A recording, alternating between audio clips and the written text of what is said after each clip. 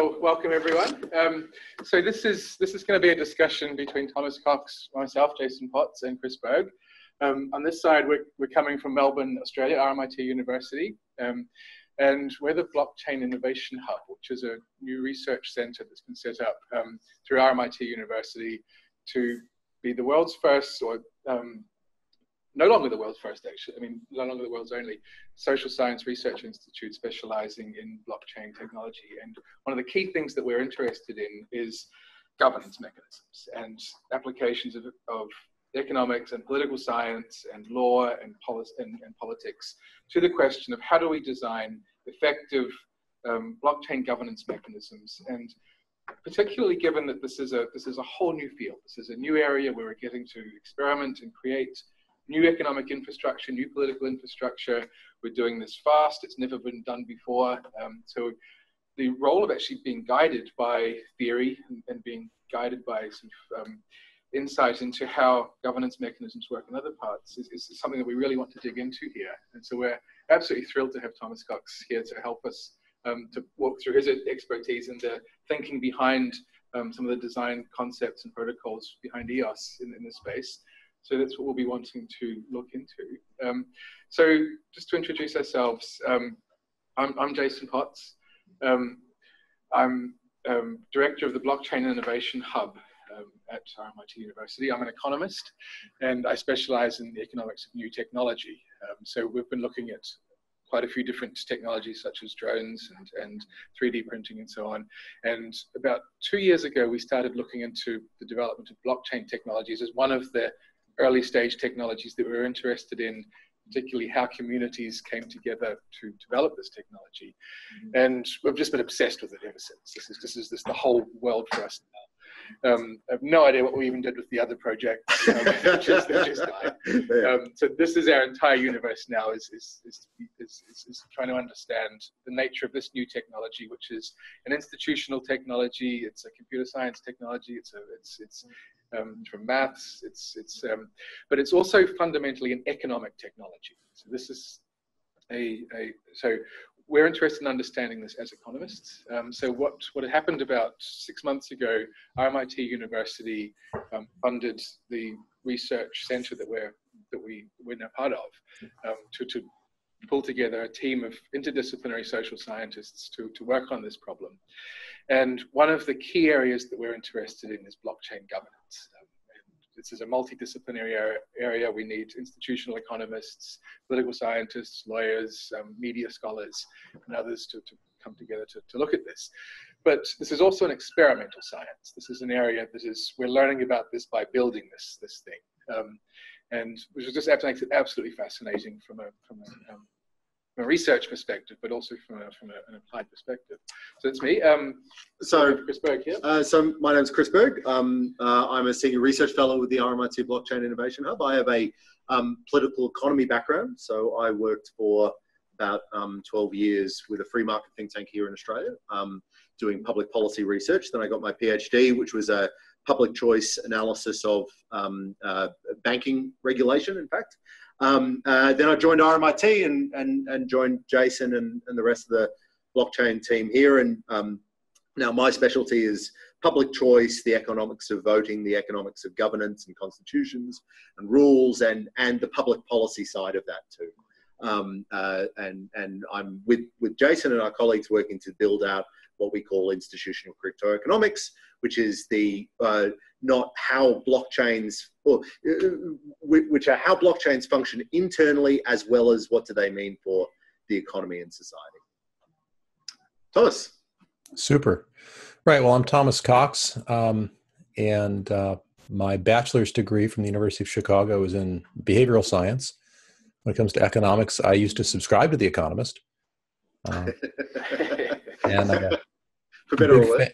Big fan of the dismal science. I think it's one of the most important ones. And you know, what you and I, to some extent, are engaged in is, you know, experimental economics, really. Other parts of my background that might be relevant, I did about 15 years with, first at Oracle Corporation and then in other organizations doing database work. And of course, blockchains are big, slow, expensive distributed databases. with some special properties.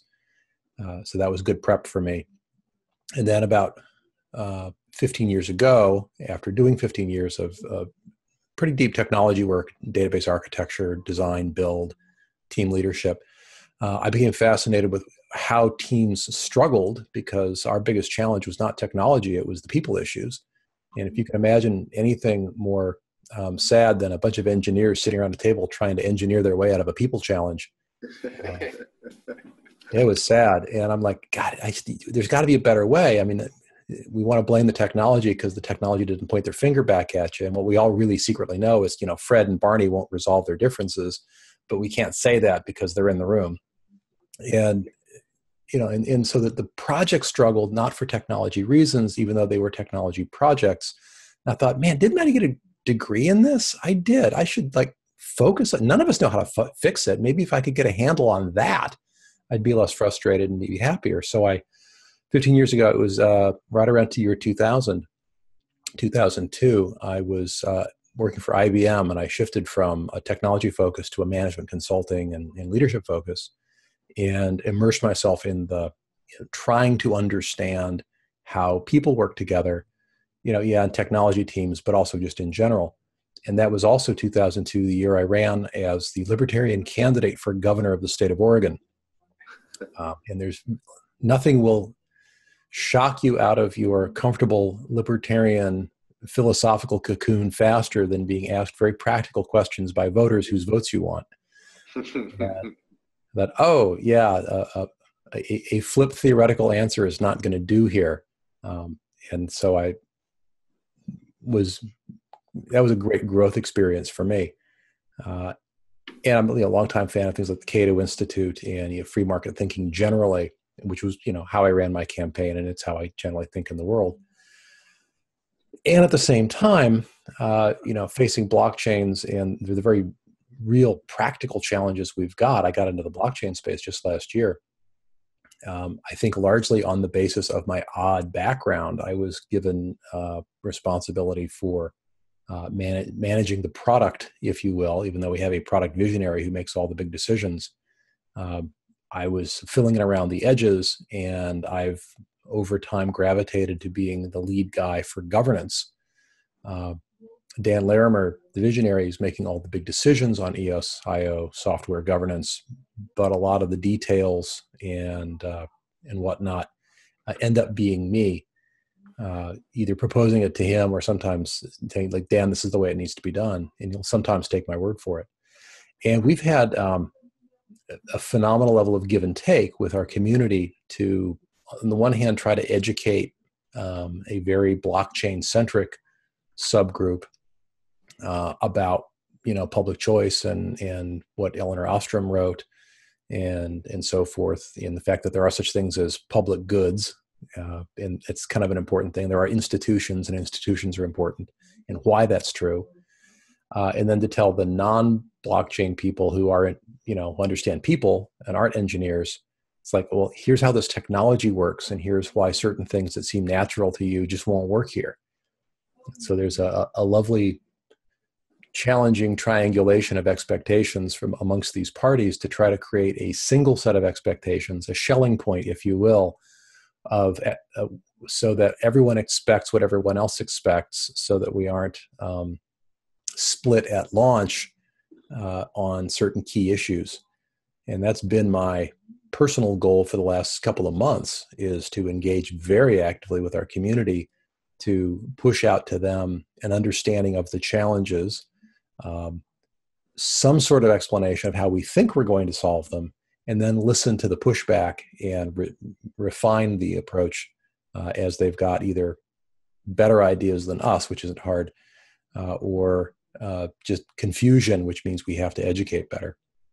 Yeah. So that's a little of my background and a little of my activity of late. And so the EOS.IO software, for those who don't know, is, as we record this in early May of 2018, is a month away, we think, from launching, June 2nd, June 3rd, somewhere in there. But my employer, who I'm not speaking on behalf of, isn't launching it. The community will. We are a software company. We create open source software. We expect the community to launch it. They're expecting to launch it. but it hasn't launched yet, of course. And we're in the process of creating and finalizing and publishing a whole bunch of governance-related institutions and documents and expectations and consensuses, whatever the plural of consensus is, so that this very disparate worldwide community can hopefully act as a semi-cohesive whole, not that we all agree, but that we figure out how we're going to disagree constructively.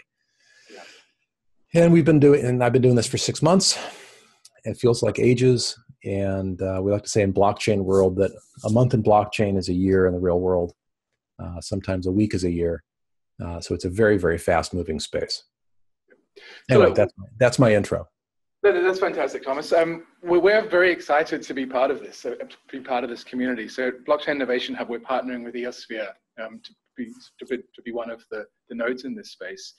And I think this is a really interesting opportunity to sort of combine research and to actually sort of build these communities. And what I wanted to ask you about is how we got here. So when blockchain technology first emerged, human in the loop governance was not a part of it. I mean, this was it was considered something to be gotten rid of. Yeah, and now here we find ourselves 9 years later, very much trying to understand how we build that back in, realizing that we need humans in the loop and we need voting mechanisms and governance mechanisms in the loop. So, I mean, how do you see how we got to the stage where from my very limited perspective, I'll tell you what I think the history was. And I'm sure other folks watching and listening will be typing comments in to correct me.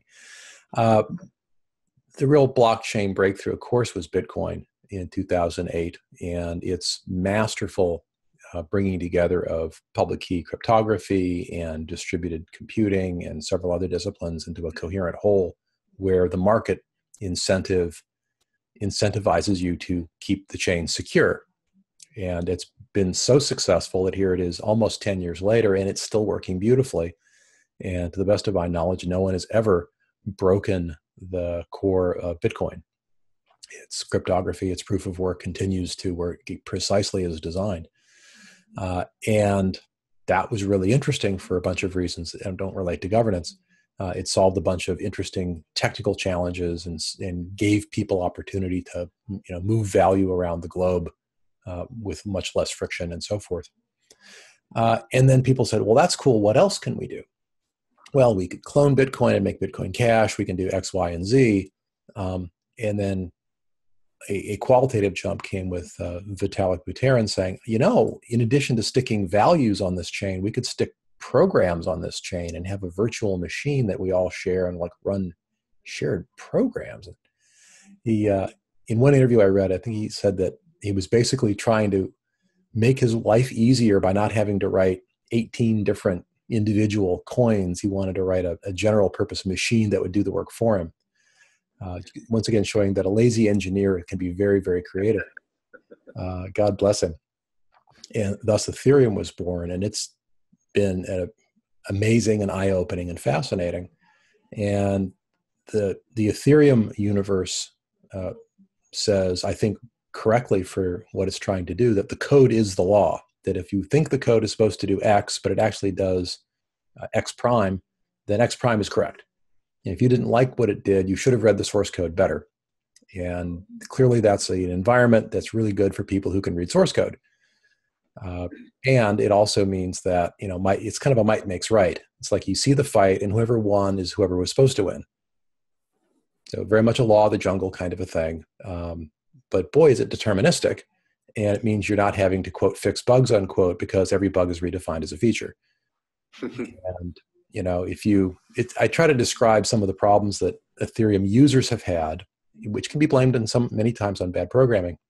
It's like you go up to a vending machine to buy a soda, and the soda comes out, and then you mistakenly stick the soda back into the money slot because you're not quite sure what you're doing, and it just sticks in there, and you can't get your soda back, you can't get your money back. And so these tokens get stuck in weird places because you send them places that you're not supposed to send them, and you can't get them back because there's no return code written. And so there's millions of dollars worth of Ether stuck in various places because people sent them to addresses that weren't designed to receive them and don't have any code to send them back again. For instance, Then there's the class of thefts, which I won't even begin to get into. And then there are the hacks, or the bugs, like the Parity wallet bug that's got 250 or 300 million US dollars of Ether just stuck in a broken contract. And they know exactly where it is, and they even know what code to write to pull it back out. But what they can't do is summon the collective will to execute that code, because it would break their social consensus that the code is the law. And if you break that what's the new social consensus? If the code isn't the law, what is? And there was even talk just a few weeks ago that the entire Ethereum chain would split on just this one issue. And so every new solution brings about, new problems that we must then rise to a new level of human ingenuity to fix, which would then create yet more problems, because that's what life is like. So I actually feel like several things here. I mean, in the sense that this is an evolving constitution, or a need to actually have fundamental rules that are evolving as we're going precisely. Yeah, humans we have to agree with each other on what the rules are. And if we have to make up rules, we will. But once they're settled, we are very conservative with a lowercase c. Like, you bring something new to your cat, and the cat is not comfortable with it. And he's going to sniff it and go, this is a weird new thing. Maybe it's a curious cat, but it's not going to be comfortable with it. Wild animals 10 times that way. You want to check out how conservative your household is, go to the kitchen and move the trash can to a new location and see what kind of reception you get from your roommates or your family. They will not be happy. Well, and it's innovative, it's better. It's like, no, stop it. We like it where it was. We're used to it. And there is a lot of that in us, that once we've got a problem even partially solved, we just can we please just leave this alone? And so early consensuses become very, very sticky. And people we have this desire as people to know what the rules are so we can get along with each other and we can go about our day. And that's why it was so important for us here in the early phases of the EOS.IO software life cycle, before we launch, to try to get things as right as we can and build in change mechanisms, so that, knowing that we aren't perfect, that other people the community can change the rules once they realize that this particular rule fits incorrectly. What's really interesting about that is thinking about it in parallel with political systems. So we're in Australia, obviously, and in Australia we have a referendum process to change the Constitution, the Australian Federal Constitution. There's been 44 referendums, only 8 have passed. It's one of the lowest hit rates of constitutional reform in the world. And so there are 2 levels at which you make decisions about how to change those rules, to how to change that consensus. The first one is there's a legal structure, so there's a way that we vote, and we know very clearly what those voting rules are. But there's also this underlying norm that we don't really want to change something that doesn't seem broken enough to change. So people say that Australians have this status quo bias, and we can dispute whether that's a positive or a negative. Well, humans certainly have a status quo bias. Well, yeah, they do. So, and that bias is shaped by the structure of the rules as well. So you've got the bias, you've got a formal rule changing mechanism, and the 2 feed on each other. So if we build into our constitution a reluctance to change it, we make it quite hard to change, then people think that it's also quite important to stick. It's not an evolving thing that just constantly moves every year. So when you set the rules of the Constitution, you're also kind of setting the norms too. You're kind of setting the way that the community feels about that Constitution. Yeah, I think that's probably somewhat fair. I know that we can imagine a low turnout election where a subset that's very passionate all shows up and the rest of us don't bother. And now suddenly 100% of us are stuck with the preferences of the 10% who showed up and voted. Australians have mandatory voting, which so you've got the edge on the rest of us in the world with that. It was actually suggested several times that we have quote unquote incentives for voting, and that got kicked around a lot as a topic. And we ended up settling on no positive incentives for voting in a particular way. That's illegal under our Constitution, to sell your vote or buy a vote. We've left the door open, I think, to incentives to have voted. Like I could give someone special access to my app, but only if you voted in the last 3 months. That's certainly doable. as long as I don't incentivize you to vote a particular way. But there's nothing chain-wide to either incentivize voting or to punish the lack of it, which I think is the Australian approach. Yeah. So, I mean, we've got negative incentives. So if you don't vote, you get fined. Yeah. Which is just a calculation that you make every time you're going up to the ballot. Yeah. So how do you see the costs and benefits of that? Because one of the costs that Australia pays for compulsory voting is that you get a lot of noise voting. You get a lot of expressive voting. You get a lot of just low information voting. Yeah, in the low information voter, to use that phrase, is sure it's a concern. Everyone would love, well, all of us wonks would love if every voter took the time to educate themselves and cast an informed vote reflecting their best understanding of the issues. And of course, that flies in the face of rational self-interest because even in a proportional system where your vote might have some effect on the makeup of, say, a parliament or a legislature, here in the U.S., we got this idiotic. It was state of the art in 1775, but the math has shown that plurality voting, which is the American standard, is almost the worst possible system short of random selection. And there are days I think it's even worse. But yeah, if you incentivize positively or negatively people showing up and voting without somehow forcing them to pass a test to show that they studied the issues and have some kind of an informed opinion, you're going to get Bodie McBoatface. And I don't know if you know the story of Bodie McBoatface, but it's one of my favorite examples of people voting for reasons other than the merits of the issue. There was a very expensive, state-of-the-art survey ship put together by, I think it was the British government, and it was going to study the marine ecosystem. And it was this beautiful achievement that they had, found the budget to have this ship go out and study the marine environment. And they wanted the public to name the ship, and they put together suggestions like the Darwin or the Galileo or whatever. I forget what all the names were. And someone suggested Bodie McBoatface, and it won because most people don't flip and care about the boat. It was a ship. And they don't really care about the environment so much as they care about getting a good chuckle, and apparently if you start, weighing the pros and cons, it's like, the cheap laugh wins out over a whole bunch of other things when I'm clicking through and being asked to vote in this very easy online way. The easier the voting is, the easier it is to vote whimsically. There's no downside to me personally. There's no cost. So yeah, it gets risky when, the alternate extreme is to actively disincentivize voting, and then only people who really, really care show up. And for a while, that was our default position. When we first announced our voting scheme 6 months or so ago, we changed it about a month or two back. We originally said that in order to vote at all, you had to take some of your tokens, because the EOS blockchains run by tokens as a utility object that helps you do things.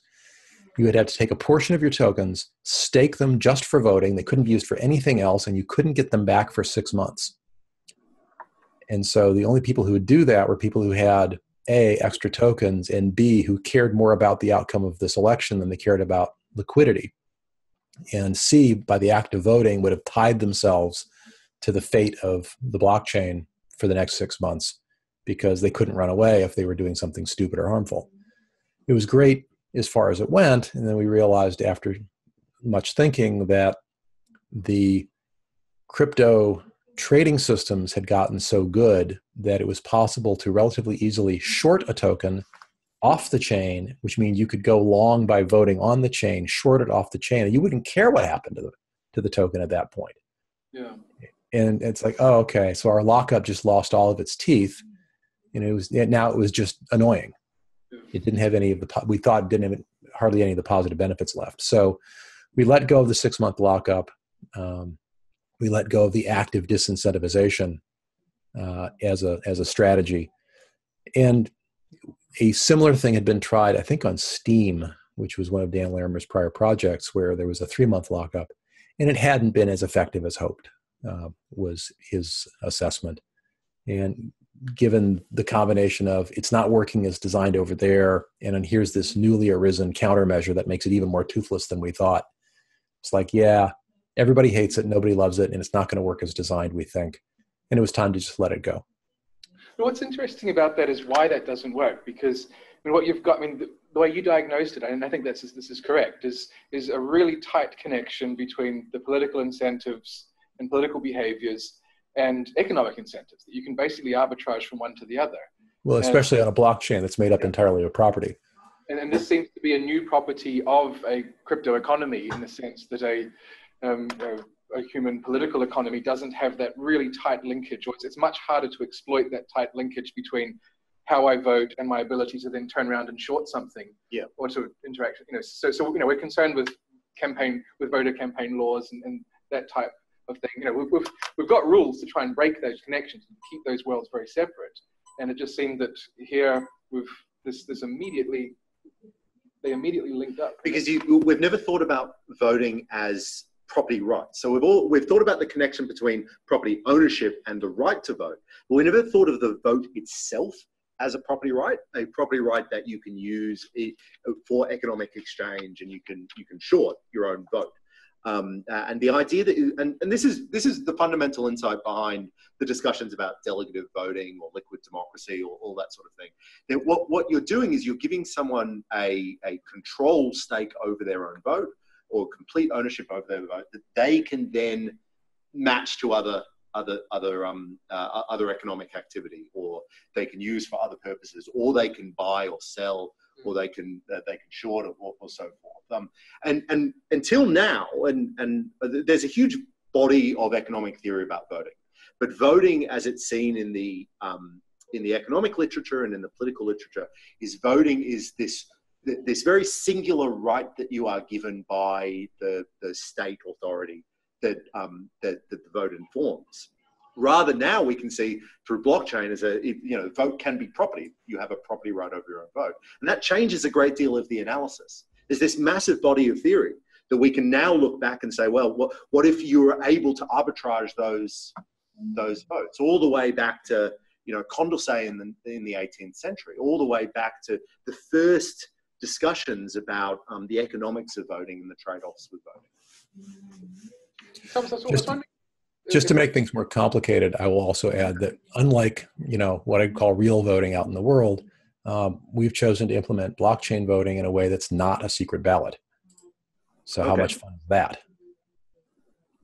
Yeah, look, so the reason that we have a secret ballot is to stop vote trading. So Australia was one of the first countries to have the secret ballot, and we all, like most countries in the world, you all vote in a booth, and the idea is that you're not able to, someone who you've sold your vote to is unable to verify that they actually received that vote. Now, that we've had since the 19th century, but if you view it as you can't contract on that. Now that we have blockchain voting or property rights over voting, we can now make contracts, and that vote itself can be an oracle for other blockchains or other economic exchanges as well. So what we're doing is we're building an entire ecosystem of property rights over the vote. One of the interesting things there is that this actually opens up ways to exploit that. So new voting protocols such as quadratic voting, or mechanisms to actually buy and sell votes, and to enable people with who care a lot about a particular issue and who that sort of matters to, could potentially buy and sell these votes as a way to develop mechanisms to potentially to get a lot more information into a voting mechanism. Yeah, because one of the big issues in voting, and we can talk about sort of the consequences of this, but in democratic voting at the moment is that you've got no way to measure the intensity of someone's preferences. So everybody votes effectively a binary vote. Are you for the blue team or the red team? You're not sure how strongly people are for the blue or the red team. You're not sure how passionate they are about it. So we can't distinguish between people who really care and people who don't care very well at all, that you would be able to do so in a market exchange environment. If you view voting, so this is one of the great insights of the public choice school of economics, that views voting and political systems as much as markets, as environments for exchange. When we vote, when we create a political community, we are engaged in a sort of contractual exchange. We give some of our liberties to the state for the state to protect our property rights and our security and all that sort of thing. If we view voting and political systems as that system of exchange, then we can see that voting as it's currently implemented in many democracies is actually structured very poorly. We don't get the sort of preference aggregation that we want, that we can now implement in a blockchain world. Well, I'll believe we can implement it in a blockchain world when we've successfully done it repeatedly over a long time, that there's a consensus that it's working better than other things. And I don't know that we're there yet. And we'll see if we get there. I know there's been a bunch of discussion about the future of the EOS.IO chain and whether we want to leave it as essentially one token, one vote, a sort of a plutocracy, right? Ruled by the wealthy, that the more tokens you have, the more powerful your vote is. But of course, conversely, the more at risk you are of problems with the chain and the more careful you would, in theory, be with your vote. And what about having a second, let's do a House of Lords, House of Commons, and let the tokens be the House of Lords, and then have some other way of counting people be the House of Commons, like identifiable individuals with strong identity, or applications that have brought in a lot of activity to the chain and are creating value out in the world. Maybe those distributed apps or those dApps should have some sort of voting power, either with a separate token or something like that. And if there were two houses, you could arrange it so that important changes would need to go through both with a majority to take their effect. All these have been kicked around. There's also one, Dan Lehrman told me over the whiteboard one time, it didn't make it into code, but it's an interesting thought, is to allow people to burn tokens to try to vote something up, and their opponents could burn tokens to try to vote it back down, and the winner would win. And when the rest of us are sitting around watching the currency get deflated, and we're like, fight away, guys, fight all you want, here. So that's an interesting and intriguing thought, and I'm glad it's not in the code yet, because I think I'd like someone else to try that one out first. I mean, this is basically campaign finance, right? So this implication that political parties can form in this space, or representative coalitions can form, and can then consume resources to try and win votes into this space. Now, we obviously have, in voting in the real world, we have laws about that, and we have a lot of concern and thinking about how we design those incentives to try and ensure equality, to try and ensure fairness, to try and ensure access. Right, and bear in mind that there's a really significant difference. We say voting as if it's all the same, but the good news about a blockchain is it has no standing army, it doesn't operate prisons, and it can't lock you up. And if you ever need to leave at any time, you can, at least in theory, although you might leave some of your property behind. Also, if there were a tyrannical takeover by corrupt block producers or what have you, 51% of token holders became corrupt and started to oppress the 49%. They could literally fork the chain overnight, zero out the balances of their oppressors, and start a rival chain just consisting of the oppressed minority, who then become the majority and found a new world or what have you.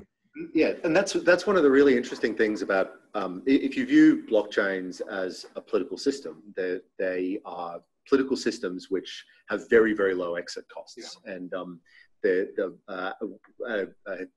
fairly famous economist Albert Hirschman has talked about the choice in political systems. If you're unhappy with the way things are working, you can either exit, or you can express your voice. So you can vote, or you can campaign, or you can just leave.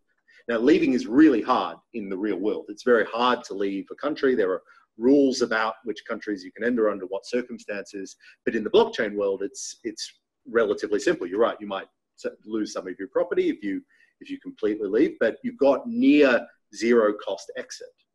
That changes a lot of these political calculations, I think. Well, it's near zero exit if you can find a community to exit with you. with you? Like it's Yeah, harder. opting out. Right now, very little of our lives are on blockchain, but if they became really a predominant way to interact, exiting from a popular one could have significant costs. We don't know. But it'll still be a lot easier than physically, like leaving your house and your family and your friends and your city. Yeah, yeah.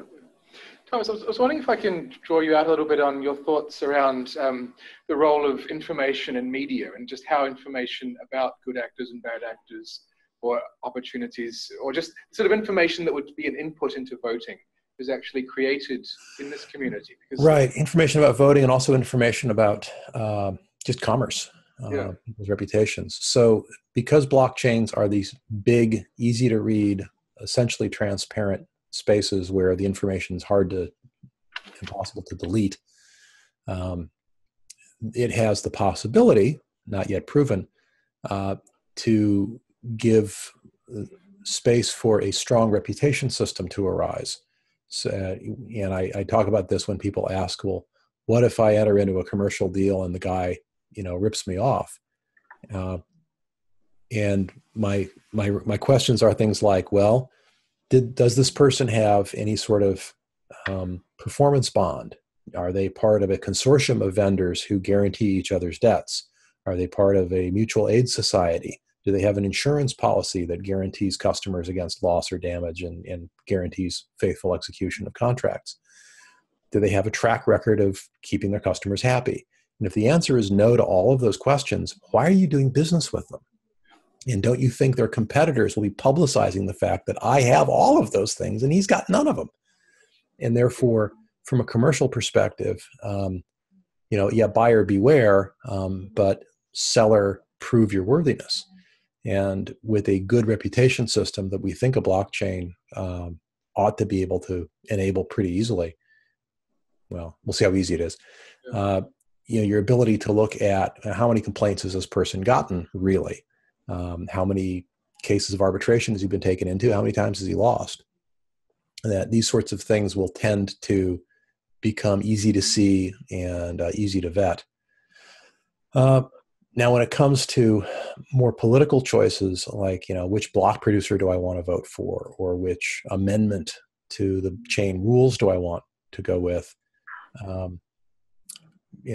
now it becomes much more of a, is someone's reputation that they've been right in the past, or that they disagree, that they agree with me in the past, or what have you. That policy differences, two people can be equally honest and have completely different positions on a key question. And I don't know that that helps you as a voter on policy decisions on the chain.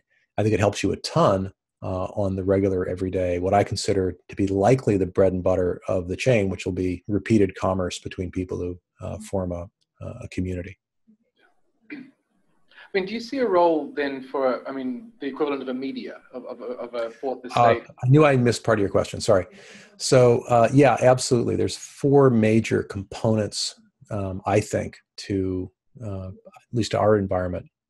There's the legislature of the token holders who have referenda and express their desires through voting. There's the executive of the block producers who have the ability to carry out decisions once made.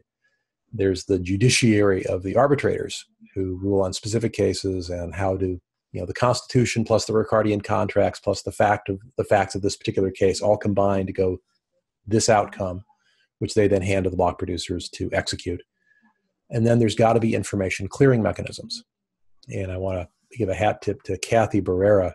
Dr. Barrera informed me of that fourth element in a very fruitful day she spent with Dan Larimer and me. To the extent I've done anything clever since meeting her, it's probably mostly her ideas. Although by now I've chewed on them enough that I can't tell hers from mine at this point. But the one that definitely sticks out is the incredible importance of information clearing as an important function for the group to have, so they can be a society. And things like EOS Go and IMEOS are two organizations that have self-organized and arisen from the fan base, if you will, from the community, to be clearinghouses of information. They ask They interview block producer candidates. They've put together scorecards for block producer candidates, block production being the one thing people can vote on immediately. And it's also the one revenue stream coming from the chain immediately. So it's the one thing people are most focused on right now. So, I mean, that's interesting because this is the sense in which this type of information is a public good.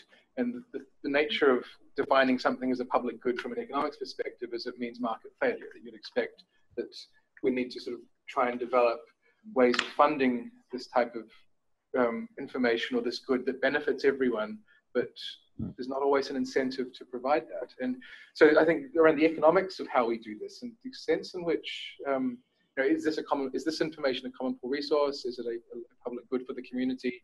And how do we design effective mechanisms to fund and incentivize the production of high quality information? Yeah, I have to agree with you that on 2 points that I think I'm hearing you make, one of which is that accurate information is a public good. I mean, consuming it doesn't use it up, so everyone can come and it's like a lighthouse. You can't turn off the lighthouse for some ships and on for others. And if an additional ship shows up, there's not less lighthouse for the ones who are already there. So that's cool. Same thing with information. And accurate information obviously is incredibly important. I've made the case before that a thoughtful vote is also a public good because it costs me opportunity and time and effort to do the analysis. And then having cast it, I'm trying to steer the chain as a whole in a particular direction, but I get no additional benefit to myself from having done all that work. It's purely a giveaway. And hopefully we incentivize that through, brainwashing at an early age, perhaps, or a sense of identity that, you're a good person if you take your time and educate yourself on voting. Or maybe we end up ruled by the wonks who care enough to do the analysis.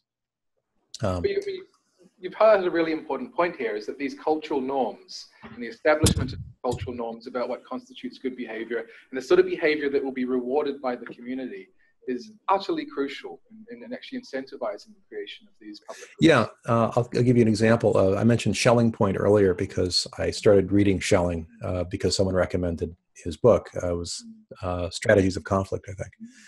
And it had to do, for me, with was the social norm going to coalesce around paying for votes is okay? Or is the social norm going to coalesce around paying for votes is not okay? Because both norms cannot coexist in the same larger ecosystem. One is going to drive out the other. And the Western bias is against, and we got a lot of expectations from people who have LISC, which is a delegated proof of stake chain that explicitly buys and sells votes. And a lot of the Chinese block producer candidates initially were campaigning largely on, we will give you a bigger cut of our block producer profits if you vote for us than anybody else will give you for your vote, so vote for us. And like the very first time I heard that, I thought, oh no, we can't let that gather steam because that will be a different Schelling-Point than the one I personally am shooting for and the one I know that Dan was in favor of, the no paying for vote. So we campaigned very hard against that, put it in the Constitution, and started asking block producer candidates very pointedly whether they would abide by the Constitution or not. And there was a very gratifying stampede in the direction of, oh, no, I will definitely obey the Constitution. And hopefully that is pushed back on the other Schelling-Point possibility, the other social consensus. I think probably for the long-term good of the chain, although if someone would rather be on LISC, they're welcome to go over there, I guess. So can I ask then, what's your view on what should be in constitutions? Because what we've got here is constitutions as sort of formal legal documents laying out prescribed behavior. But we've also got them as documents that are normalizing, basically normalizing cultural Schelling-Points. And those are two sort of different. Yeah, and again, you're going to find my libertarian biases at the fore here when I tell you what I think constitutions ought to be like. I think they ought to be as brief as possible. They ought to have the fewest restrictions possible, and they should be written entirely in the context of negative rights. And the rationale that I offer for that is that negative rights cost you nothing to respect. So I'm not creating an obligation on somebody else. If I give you a positive right to a ham sandwich, I'm going to require somebody to give up their ham sandwich to you. And if there isn't one, they'd better go get one and give it to you. And so positive rights, while they may have a great place in society, also create a burden on the government. And people can invent their own positive rights later. I didn't want to burden the system with that up front. The other nice thing about negative rights is while it restricts you from doing the bad thing, your scope of action is infinite as long as you don't transgress against somebody else's rights. Yeah. So the scope of creativity and autonomy is maximized when we do that. So I was going for short, likely to be believed by most people based on the sort of the Western tradition of where we think most people are coming from with regard to a property-only social system like we're creating. And as I said, negative rights phrasing, I don't know that I succeeded in any of those things, but I certainly tried. And I did get a gratifying amount of input from our community on all those. A negative rights constitution is interesting to think about as a sort of foundation layer on which you would build sub-communities. So you can have sub-communities that give you positive rights if you Absolutely. choose. Yeah. And what you want to build in a social system as much as a blockchain social system is an ecosystem or a framework by which you can get sub-communities to construct those sort of preference aggregation services on top. That's quite a nice thing that we're now seeing in blockchains across the blockchain ecosystem as well. And we would hope that you could build into EOS and the communities in EOS would create themselves. Yeah, that was on my short list of design goals, was to make sure that we allowed space for nesting, I think is what Eleanor Ostrom and others have referred to, that you've got this large system of the entire chain, but then you can have a subgroup over here of, World of Warcraft gamers. And inside there, you could have a subgroup of elite players. And maybe inside there, you've got the ones who like to play tanks. And they might have an internal rule of one person, one vote instead of one token, one vote, which they totally get to do inside their domain, which has to still obey the rules and laws and restrictions of the larger domain that they're nested inside of, which has to still obey the rules of the chain as a whole. Yeah. So the fewer restrictions at the base layer, I think, the more creativity people get to bring to this. So you've raised Ostrom's sort of 8 design rules, which I think is a fantastic sort of framework for thinking about this. I was wondering if we can sort of dig into some of those aspects of that a little bit. Yeah, please. So first of all, the nested aspect, I think, is really important. So what we've got here is we're trying to build and design constitutions for a global system rather than a sort of nation state or a smaller system. And I think that obviously creates the significance of that. How do you see the challenges of trying to build and design these sort of constitutional systems when we're initially building them on a global scale, and therefore we've never done this before. We've never actually tried to build. I'm not aware of it, at least. I mean, there's got to be other institutions that are cross-border.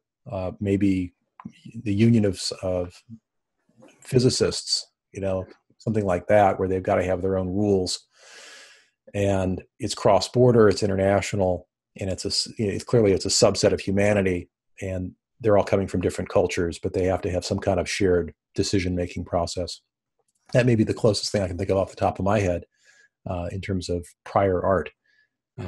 But yeah, the only thing that's restricting us right now is we're going to have a disproportionate number of technologists and or cryptocurrency speculators as our initial population. Other than that, we got people from like every country. The only thing I don't think we have as many Antarctic residents as one might like. The internet connection is pretty weak down there. But other than that, it's every continent. We get input from everywhere. And it's gratifying and daunting because, of course, I'm an American and I think things should be done this way because it's what I'm used to. And people look at me like I'm an idiot because that's not what they're used to. And clearly we should do it this other way. And I'm like, yeah, I shouldn't just be exporting my biases, but we have to coalesce around something. And the less we have to coalesce around, the better, frankly. Again, why I think we need a simplicity above all. So how do you think we should handle, I mean, this is sort of the constitutional convention aspect of this. There's this notion that there's, not that many Australians, there's more Americans, there's a whole lot more Chinese and Indian, just this sort of population differential and the extent to which these could well correspond to cultural differences in democratic voting experience, protocols. Yeah, expectations of what they want the authority to do for them in the ecosystem. I have no idea how that's going to play out. This is the Electoral College in America. Yeah. Sort of, Yeah, I'm glad we did not reinvent the Electoral College and implement that. That would have been. But it's the Constitutional Convention, so choosing who is part of the convention is just as, if not more important than the Constitution that they wrote. Yeah, we actually don't have a convention scheduled. What we've got is a default constitution that ships with the software. And then we'll see if the community adopts it or something else. And once adopted, how do they want to modify it over time? And the modification process will be laid out in terms of, from a software perspective, what do you have to do to get an amendment passed?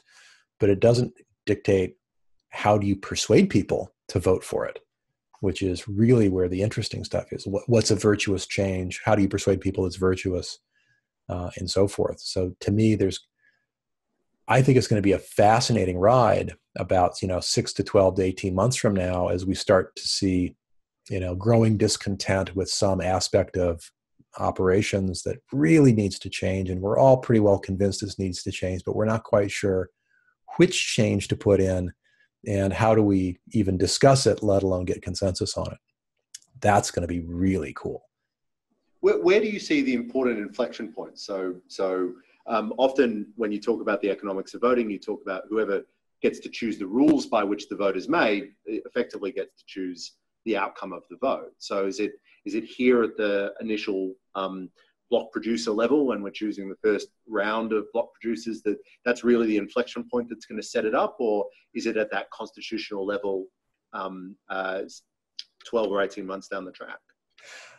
I suspect that the mechanism of voting that will have a big impact will likely be the user interface for voting and what kinds of information people ask for their user interface to show them when they're considering votes. For instance, right now to vote for block producers from a command line, you would type in a fairly complex command where you'd have to name the block producer accounts in an array and submit it. And if you're reasonably technically proficient, you can do that.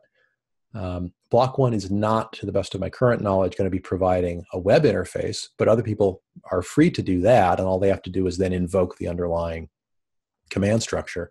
But what do they show people when they prompt them? Which of these 30 block producers out of the 100 or however many candidates do you want to vote for? And when I visualize that, my thinking is, well, I would start with which geographic filter would you like to use? The 6 continents? Do you want to use, hemispheres or quadrants of the globe, or some other, what's your first filtering level? And within that, what's the maximum number of block producers you want to have concentrated in each bucket? No more than 6, no more than 5, no more than 4. What's your threshold of concentration before it feels less distributed than you personally would like? And then it would show you the buckets and you say, okay, what do you care about among block producers? Do you care about technical proficiency? Do you care about their giving back to the community? Rate them. And then which rating system do you subscribe to trust that they've rated these guys well, or you make up your own mind?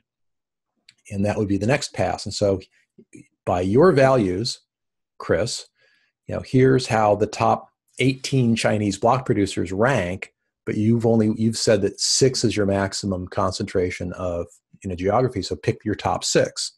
Boom, they'll lock in some votes. And then you go to another geography, and everyone in that geography might be a lower score on the merits than even the worst Chinese block producer, but you've already filled up your block producer bucket for China. So now you're going to go for someone who may be less technically proficient overall, but they've got geographic diversity, which you've already said you value more than anything else. Yeah. And so, I guess It's about the threat model that you have in your mind. What is the threat to the US? Yeah. Do we need geographic and jurisdictional diversity? Yeah. You know, I mean, you could have all the block producers be in Russia, and Russia's big enough that you'd have pretty good geographic diversity if you had them from Vladivostok all the way to, you know, St. Petersburg, but they're all in one regime. So you'd have relatively high geographic, but very, very low jurisdictional diversity there. Or you could just have everybody be in Beijing, and you could probably get 21 excellent block producers out of Beijing, but you would have zero diversity in either of those two scores. So as you see, as you work through the, you know, the process of narrowing your list and refining it and letting the user interface help guide your thinking and be a support to you, it will tend to steer you in a direction if you let it, or if the tool imposes certain things and doesn't even ask, it just assumes you want this first. And you might go along with that. And now it sort of has steered or channeled your vote in a particular direction for block producers. Now, I'm hoping that our design is such that block producing is not a policy-making role, that block producers are obedient servants who make blocks. And if an arbitrator comes up with a finished, completed arbitration order, and they check it technically and it's got all the right information in it, they just salute and do whatever it says. And they run the referendum, or the system runs a referendum, and the referendum says the token holders want X, and then they go, okay, great, we'll roll that out over the next 30 days, and they just sign that order and do it. The block producers have the technical ability to do anything. They could replace the Constitution. They could freeze any account. They could do whatever they want to by the software's technical rules. But the social contract is that they don't.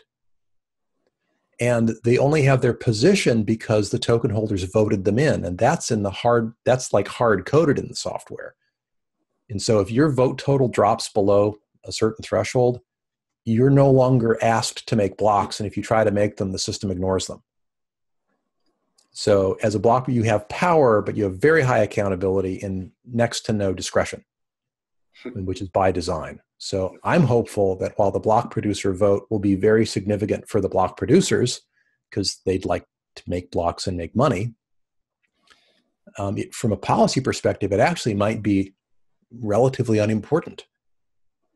And so while we will certainly see a lot of interest and a lot of passion, a lot of campaigning, and a lot of questions and whatnot around that vote, I don't think the block producer vote, the very first vote we'll have necessarily have enormous policy implications for the direction of the chain. It will, however, be a great proof of concept for voting generally. It'll get people used to the voting interface. And if it goes smoothly, as we are trying very hard to make it go smoothly, it'll help give people a good taste in their mouths for the voting process, so that when policy votes come up, people will respect that as much as they respected the outcome of the block producer vote. Yeah, well, I mean, what you're describing there is a sort of unwritten constitution. So there's the explicit constitution and the norms that underpin them. Every democratic community, political democratic community, is based on that underlying series of norms, which is why you can't just rely on legal rule of law frameworks to keep continuing. There's this expectation that if you lose the election, you hand your office over to the guy that won the election, or the gal. And if you didn't, that would be such an affront to our norms that even your friends would go, dude, what are you doing? Stop that. And we need that, right? That's how you create, I think, a stable society is both with the unwritten as well as the written norms around the, look, we had a vote, you lost, you're out of office. That's just the way it goes. Turn in your paperwork and be on your way. And we're not going to shun you or run you out of town. You join the loyal opposition, and that's cool too. There's still a place for you. But yeah, this sense that having a good first round of elections, I think, is going to give people an expectation that in future we'll do it like that. So a really block producer election helps me think that, if I lose the referendum on SegWit or block size change or any of the other things that freak people out, that we'll have a norm that, yeah, I lost it, it's okay. I don't have to fork the chain over this. I don't have to go take my toys and go home. I can live with the policy decision that the majority has taken. So another aspect of this that we care about in political systems is competition, that we want sort of competitive candidates. And we're speaking as if this notion that each of these block producers are basically the equivalent of an independent party. And there's lots of them and they'll always stay that way. How do we prevent coalitions forming? How do we prevent this sort of collapsing into a... Yeah, well, we've seen that happen, of course, to some extent in Bitcoin and Ethereum with mining pools, which concentrate interests. I don't know that it's necessarily entirely possible to prevent a certain amount of coordination. We do have, I think, a norm or an expectation that block producers be financially independent of each other, that they not all be owned by, George Soros or the Koch brothers or whoever your bête noire is, and that there be transparency around ownership. And I think the majority, perhaps, certainly a large number of the most vocal block producers have agreed that they will be transparent on who owns them, and that they're making that be a virtue. And we'll see if the voters care. And if the voters don't care, then I promise you, the block producer behavior will follow the token holder preference. I guarantee that. Because what's the one thing block producers want? Votes, so they can make blocks, so they can make money, so they can support the ecosystem. And if the voters all wanted them to wear pink hats, they'd wear pink hats. They just would. Yeah, and that comes to it's a sort of spatial question about how many domains or topics on which are you voting. So if a question is I think one, you can sort of see that it'd just be two competitors. But if it's a space, it'd be more. Yeah. I would say that the dimensions along which I'm expecting block producers to compete, and so far they've been competing in a very collegial way. It's one of the nice things about it is if you have one of the 21 seats and you got your guaranteed block producer income, you can't hold any of the other 20 seats.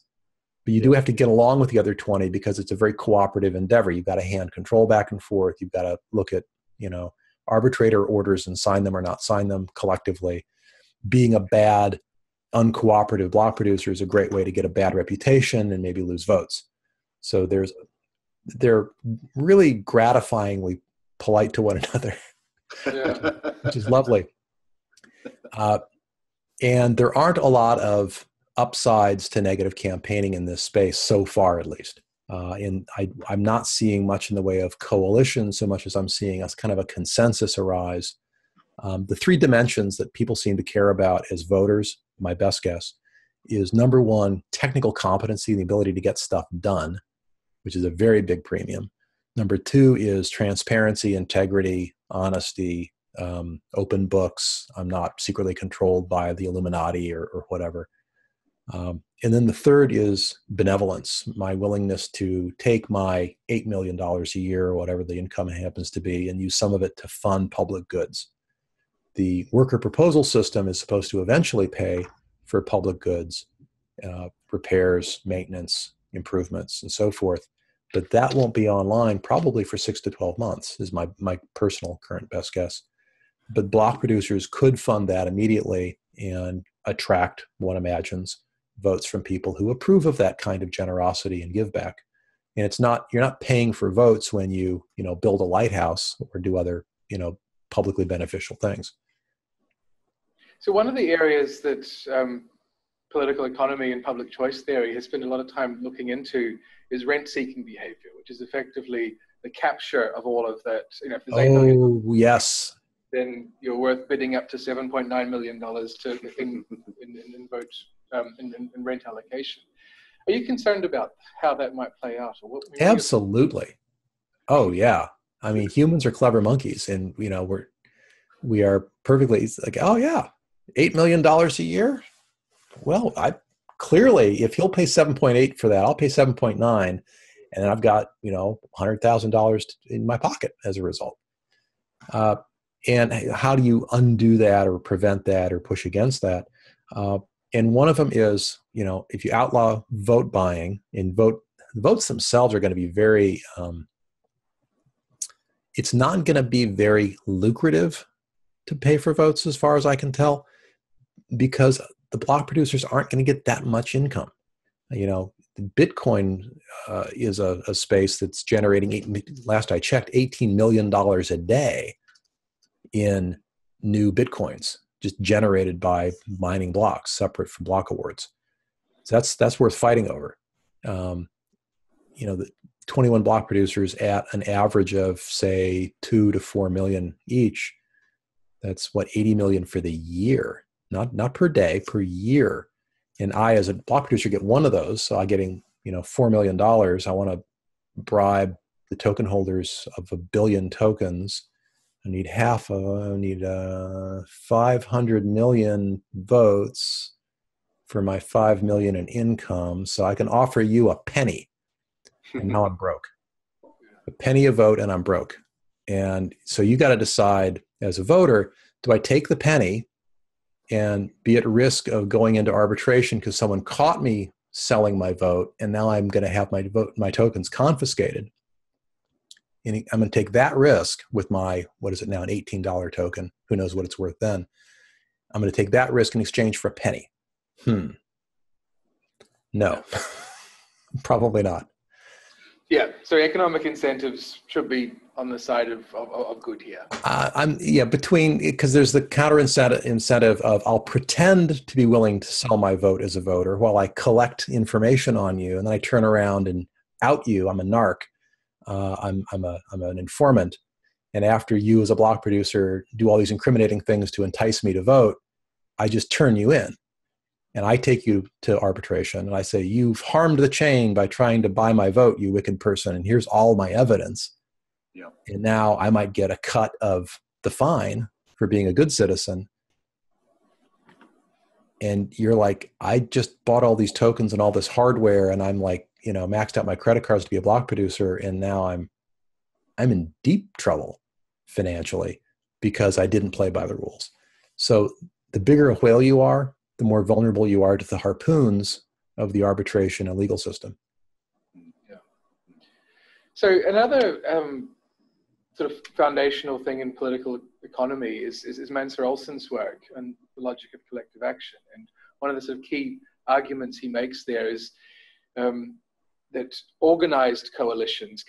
small organized coalitions can defeat large disorganized groups of voters. And absolutely true. Yeah, I mean, we saw that with.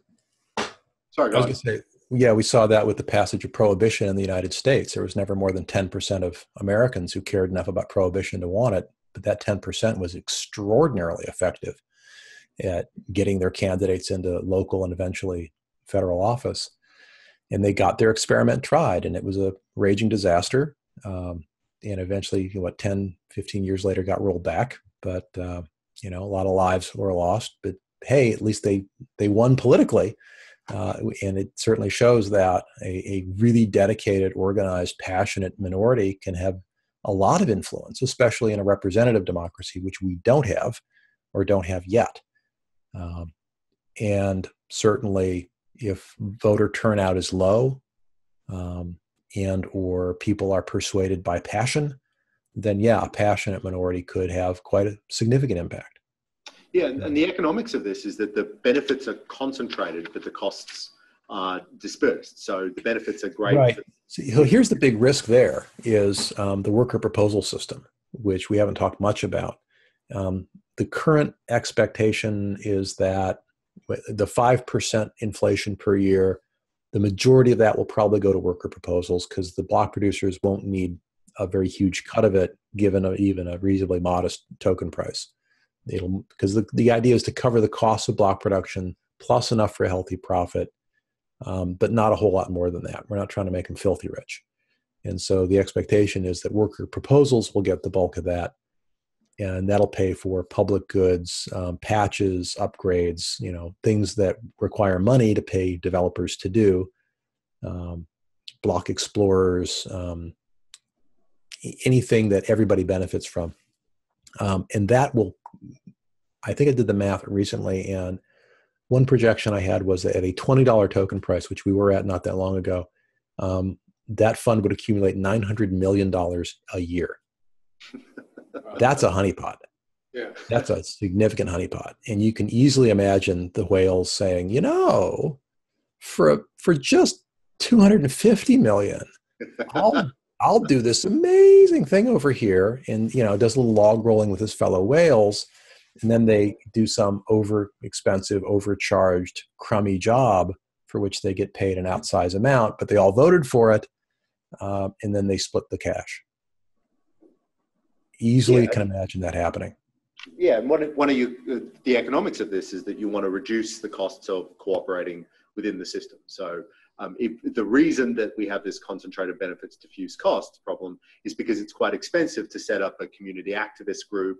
You know, no one's going to dedicate their life to something that might only save them $1. So you need to make it, or the goal is to make it cheaper to contest those sort of rent-seeking behaviors. Yep. And that's why we've got a really transparent blockchain where anybody can query it and see what looks like collusion. So the collusion will have to happen entirely off-chain if it's going to happen at all. Some fingerprints of collusion will probably show up anyway if people are voting the same or if they're doing other things in lockstep with each other. Hard to hide that. I fully expect that some of the more mature worker proposal systems out there, like Dash, which is another cryptocurrency, they're a very simple model. They don't have smart contracts as such, but they're trying to be a digital cash. And they've got a very robust system of worker proposals. They call it something else that people vote on and fund. And if we follow their footsteps, they have, I've been told, one of their first worker proposals was a group that monitors the other worker proposals and does audits and checks on them and gives scorecards and say, you know, you're not making your milestones here. We really shouldn't continue funding you. And since we do have a lot of, project-minded software people in our ecosystem, there will probably be a reasonable cadre to draw from. And there's something in the human psyche. There's a certain number of us who will happily pay $1 to fine a wrongdoer $10. There's a bunch of experimental psychology work you probably read that shows that in cooperative / prisoner's dilemma type games with iteration, that if somebody doesn't share enough and they're not being fair enough, then people will go out of their way to spend their own money to hurt that person in retaliation. And that retaliatory ability is an important part of maintaining the social contract. Yes, so to draw you out on that, I mean, because this was also something that Elinor Ostrom's work really highlighted, was the significance or the importance of community punishment or sanctions of the ease of monitoring, as well as the ease of sanctioning, and that sanctions should be rapid. They didn't have to be very big to be effective. And of course, in a physical environment like a village, you do kind of care about your village reputation to some extent. They may not care about that quite as much on the blockchain. They might. You might find ways to make people care.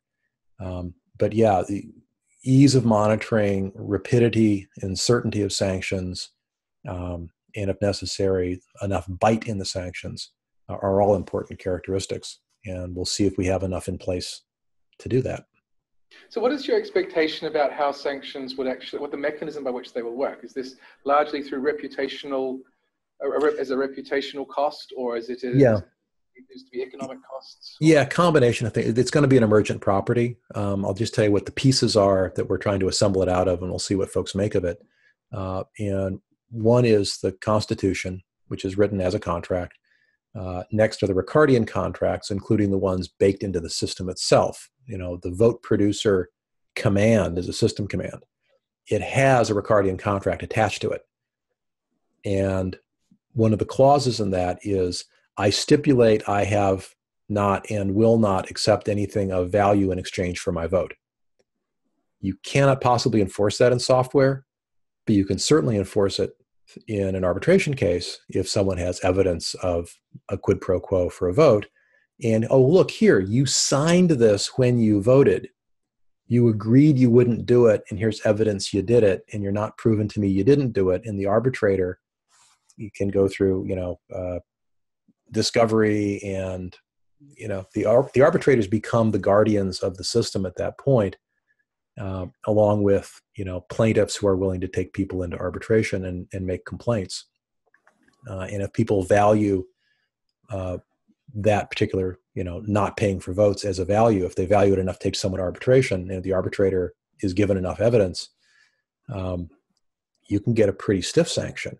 And just being taken into arbitration enough times can make you look like you're maybe a bit shady. Who knows?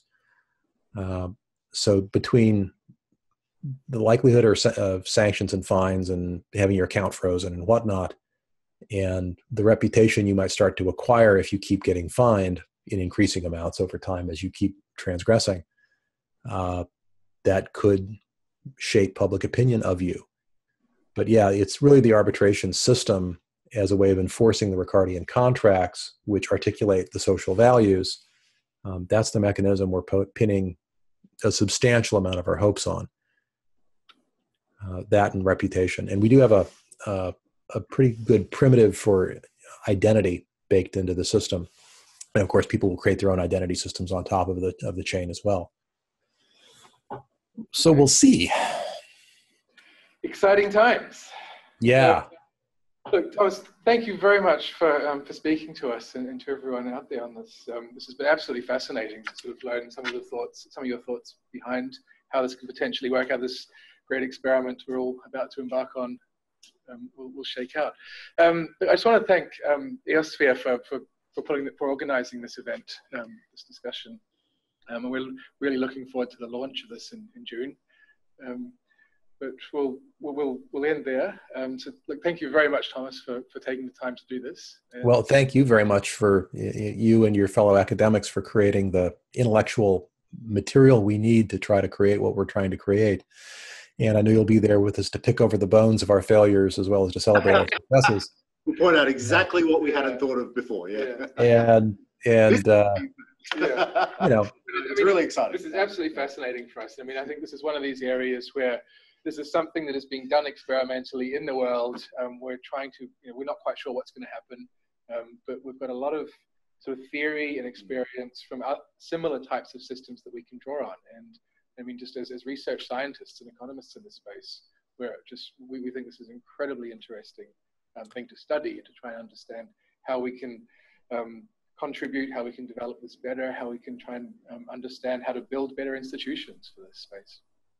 Yeah, and hopefully there'll be lessons that we learn in this space that we can take back out into, the physical world and give people maybe a taste of representative democracy in a new way that makes them hungry for a higher bar, a higher level of behavior from their elected representatives in the real world.